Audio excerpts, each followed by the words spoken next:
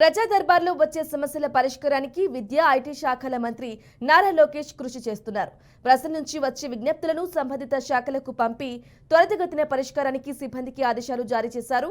గుంటూరు జిల్లా తాడేపల్లిలో ఆయన ప్రజా దర్బార్ నిర్వహించి ప్రజల నుంచి వినతులను స్వీకరించారు. ప్రజా దర్బార్కు మంగళగిరితో పాటు రాష్ట్ర వ్యాప్తంగా ప్రజలు పెద్ద ఎత్తున తరలివచ్చారు. మంత్రిని స్వయంగా కలిసి తమ సమస్యలు విన్నవించారు. బాధితులకు అన్ని విధాలా అండగా ఉంటామని మంత్రి లోకేష్ హామీ ఇచ్చారు. కొందరు వైసీపీ నాయకులు తమ భూములను కబ్జా చేశారని, అలాగే గతంలో వైసీపీ ప్రభుత్వం తమపై అక్రమ కేసులు పెట్టిందని స్థానిక టీడీపీ నాయకులు మంత్రికి విన్నవించుకున్నారు.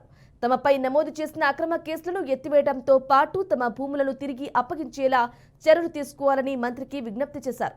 పరిశీలించి తగిన న్యాయం చేస్తామని మంత్రి భరోసా ఇచ్చినట్లు వారు తెలిపారు.